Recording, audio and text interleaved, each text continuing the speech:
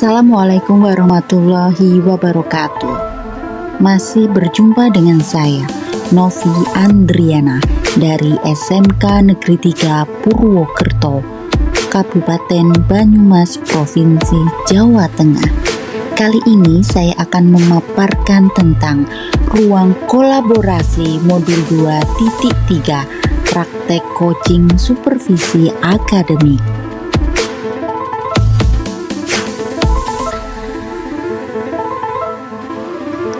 Praktik coaching supervisi akademik ruang kolaborasi modul 2.3 akan diampu oleh Bapak Supriyanto selaku fasilitator dan Ibu Hena Fitrianingsih selaku pengajar praktik.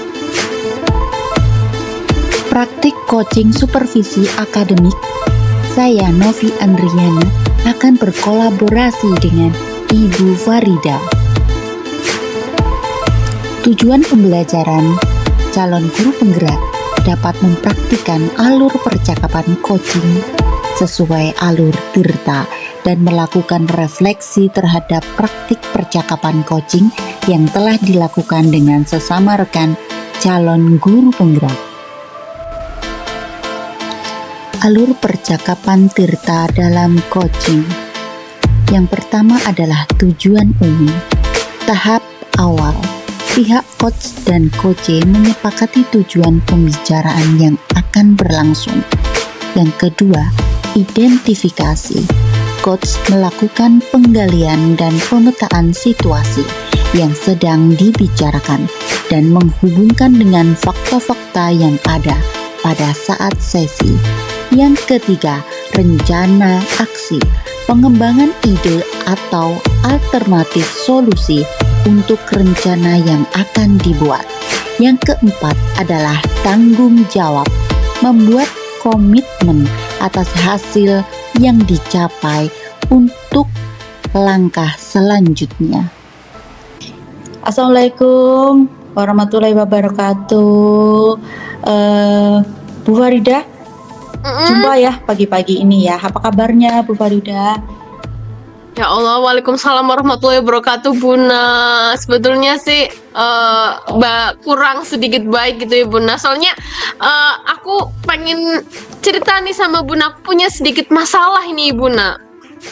Oh iya, boleh. Kemarin WA saya ya, mohon maaf sekali loh, saya belum bisa bales. Makanya saya ketemu nih hari ini. Bagaimana nih? Ada yang bisa saya bantu, Bu? Terus dari percakapan nanti mau diharapkan apa nih kira-kira? Saya ingin Bu menemukan solusi permasalahan pada saya. Mungkin setelah nanti saya cerita ke Bu Nana, nantinya saya akan menemukan gambaran apa yang harus saya lakukan, Bu. Permasalahan apa ini? Bolehlah cerita sedikit. Aduh, jadi gini nih Bu Nana, nih ya. Ada salah satu siswa saya ketika saya mengajar di kelas itu kurang bersemangat itu, Bu. Bahkan merasa ketakutan dan hasil asesmennya pun kurang memuaskan gitu, Bu. Asesmen formatifnya. Oke lah. Apa itu sebabnya kira-kira nih? Sudah menelusuri penyebabnya belum? Permasalahannya tuh apa kira-kira nih? Coba dijelaskan dulu. Sebenarnya udah Bu, saya udah pernah memanggil anak itu ya. Kenapa sih kamu kurang bersemangat di pembelajarannya Ibu? Kata anak itu tuh pada saat pembelajaran saya, dia itu tidak suka Bu sama pembelajaran saya. Loh, nggak suka? Lalu dari pengamatan Bu Farida nih, menurut Bu Farida bagaimana? Mengapa siswa tersebut tidak suka dengan pelajarannya? Kira-kira gimana? Jadi gini Bu, setelah saya menanyakan langsung nih kepada anaknya, ternyata anaknya itu tidak suka dengan mata pelajaran saya karena merasa ketakutan dalam materi pembelajaran sholat jenazah, Bu. Dan pada materi tersebut banyak anak yang nilainya kurang memuaskan pada asesmen itu.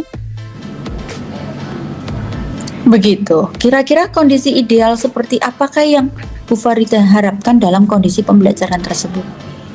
Coba. Tentu saja ya Bunda, aku juga mengharapkan dong anak tersebut dapat mengikuti pembelajaran dengan baik seperti siswa lainnya. Oke, kalau begitu ada yang bisa Bu Farida lakukan untuk mengatasi rasa ketakutan pada pembelajaran materi jenazah sehingga proses penilaiannya juga mendapatkan nilai yang memuaskan. Begitu, Bu. Iya, jadi nih ya Buna, berdasarkan pengamatan saya tuh kurang mengondisikan siswanya Buna. Jadi metode pembelajaran yang saya lakukan itu kurang baik. Jadi anak itu merasa ketakutan dan anak itu membuat anak itu tidak bisa mengikuti pembelajaran saya dengan baik Buna. Bahkan nilainya pun tidak dapat memuaskan. Hal yang bisa saya lakukan dalam mengatasi hal tersebut yaitu dengan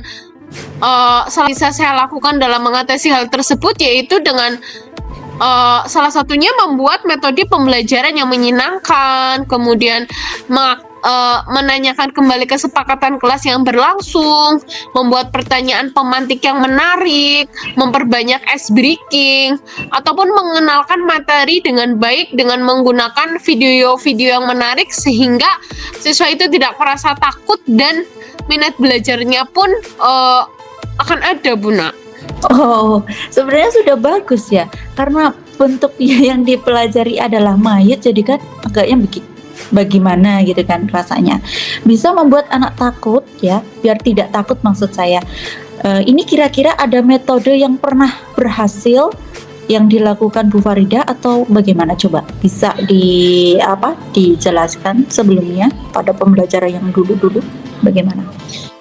Sebenarnya ada itu Buna. Jadi waktu itu ya Buna, saya tuh menyampaikan materinya tuh menggunakan ice breaking kayak gitu Buna.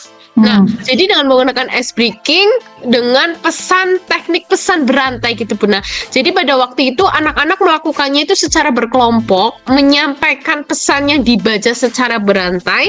Nah, secara otomatis siswa tuh tetap membaca materi yang disajikan dan dilakukan dengan teknik game. Jadi hasilnya itu semua anak nggak merasa ketakutan, terlibat, materinya tersampaikan, sehingga pada saat asesmen formatifnya itu pun bisa nilainya memuaskan gitu Buna, sesuai harapan. Waduh, luar biasa itu Bu Farida.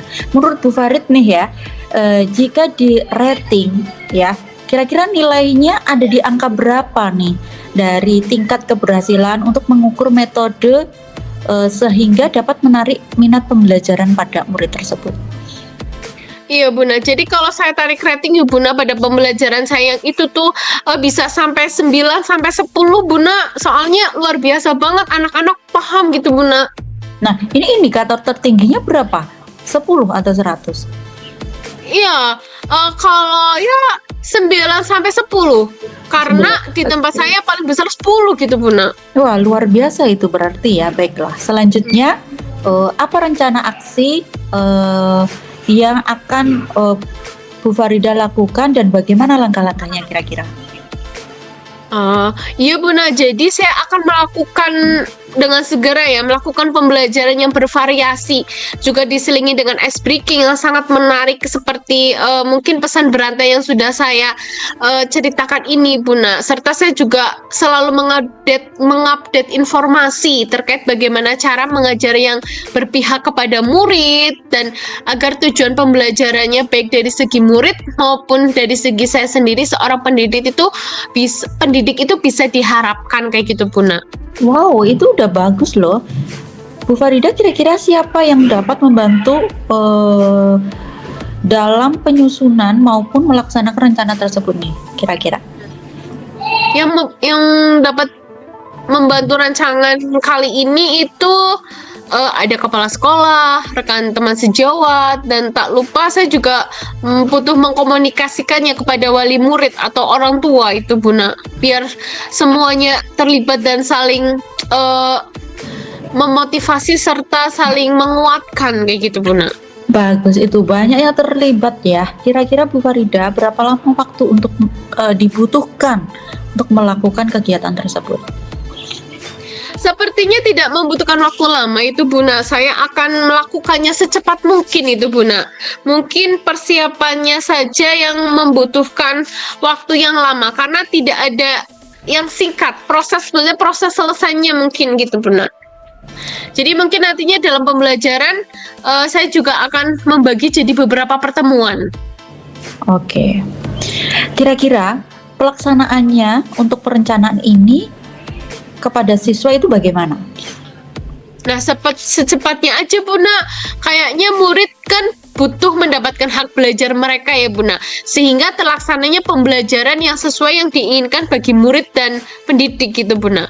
Nah, komitmen apa ini kira-kira yang akan dilakukan Farida agar terencana bekerjaan dengan baik?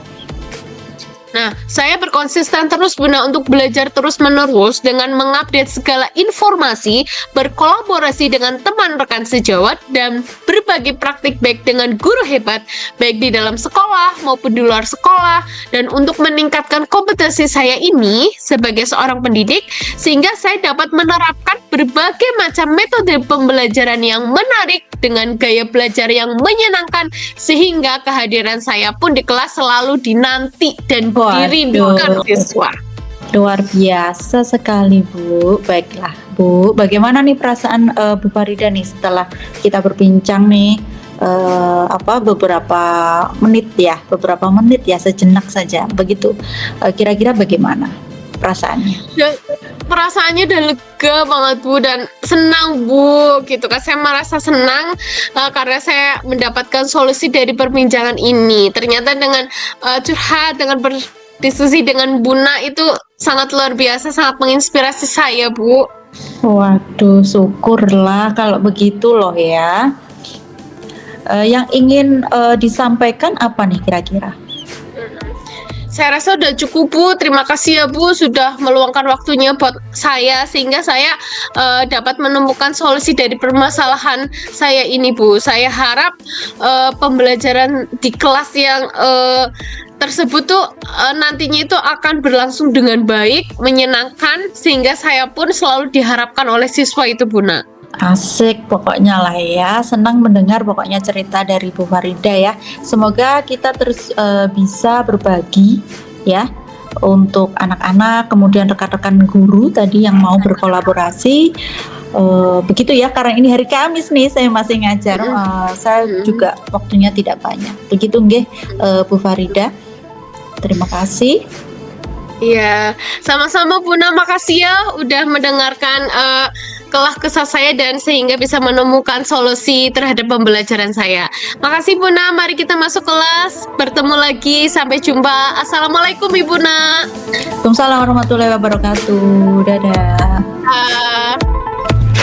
Refleksi diri, apa yang sudah berjalan dengan baik selama percakapan berlangsung. Saya dapat fokus pada Coach sehingga Coach leluasa dan dapat bersikap terbuka. Saya telah membantu percakapan Coach berdasarkan alur Tirta.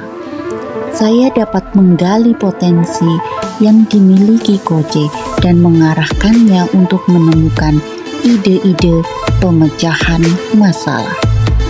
Saya dapat mengajukan pertanyaan yang berbobot dan mendengarkan dengan aktif. Hal ini telah sesuai dengan prinsip coaching. Apa yang harus dan perlu diperbaiki?